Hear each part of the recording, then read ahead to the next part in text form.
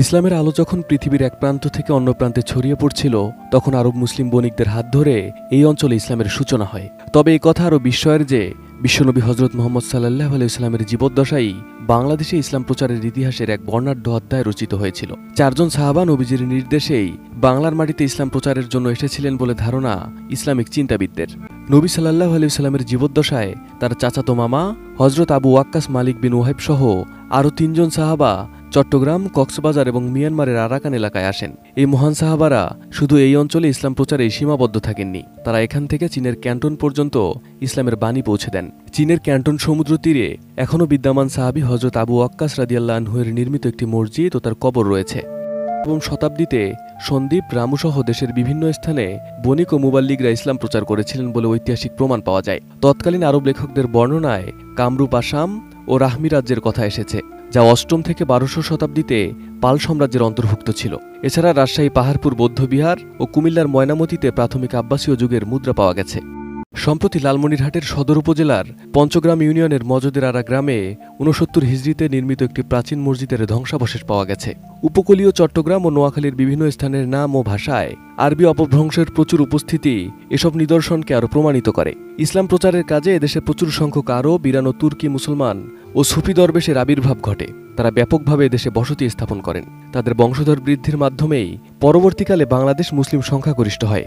সুতরাং একথা পরিষ্কারভাবে বলা যায় যে এদেশের মুসলিমরা সবাই তফসিলি হিন্দু বংশধর নয়। হিন্দুদের মধ্য থেকে যারা ইসলাম ধর্ম গ্রহণ করেছিলেন তাদের অনেকেই ছিলেন রাজ পরিবারের সদস্য। অন্যদিকে আরবরা এদেশে এসেছেন ব্যবসায়ী হিসেবে, আর সে সময় ব্যবসায়ী অর্থাৎ সওদাগররা ছিলেন সমাজের শ্রেষ্ঠ সম্মানিত ব্যক্তি। চট্টগ্রামে ওই সময় একটি মুসলিম রাজ্য স্থাপিত হয়েছিল বলে অনুমান করা যায়। এদিকে ভারত থেকে বাবা রতন আল হিন্দ অথবা রতন আবদুল্লাহ আল হিন্দ মদিনায় গিয়ে রাসূলুল্লাহ সাল্লাল্লাহু আলাইহি ওয়াসাল্লামের কাছে ইসলাম ধর্ম গ্রহণ করে সাহাবাহ আর গৌরব অর্জন করেছেন বলে জানা যায়। শুধু তাই নয়, মালাবারের অনুগত চের দেশের রাজা চেরম রাসূলুল্লাহ সাল্লাল্লাহু আলাইহি ওয়াসাল্লামের কাছে গিয়ে ইসলাম ধর্ম গ্রহণ করেছিলেন বলেও জানা যায়। সুতরাং বলা যায় হিজরি প্রথম দিক থেকেই বাংলায় ইসলামের আগমন ঘটেছিল। তবে ওই সময় ইসলাম প্রচারের উদ্দেশ্য এতদ অঞ্চলে যারা আগমন করেন তাদের বিস্তারিত বর্ণনার ক্ষেত্রে ইতিহাস নীরব। পরবর্তীকালে আগতদের মাত্র কয়েকজনের নাম জানা যায়, যারা মূলত মধ্য এশিয়া ও পারস্য থেকে এদেশে আগমন করেন।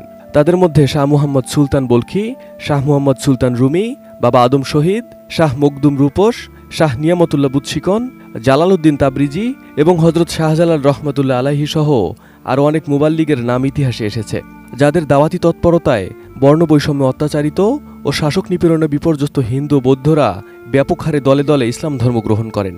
শুধু তাই নয়, এ সময় অনেক শাসক ইসলামের সৌন্দর্যে মুগ্ধ হয়েও ইসলাম ধর্ম গ্রহণ করেন এবং ইসলাম প্রচারে ব্যাপক সহযোগিতা করেন। আবার অনেকে ইসলামের বিরুদ্ধাচারণ করে মুবাল্লিগদের বিতাড়িত করার জন্য অস্ত্র ধারণ করেন। অনেক মুবাল্লিগ এ সময় তাদের হাতে প্রাণ হারান, যাদের মধ্যে বাবা আদম শহীদের নাম উল্লেখযোগ্য। অনেক সময় মুবাল্লিগ ও নমুসলিমরাও সশস্ত্র প্রতিরোধ গড়ে তুলে এসব রাজাদের বিরুদ্ধে জয়লাভ করেন।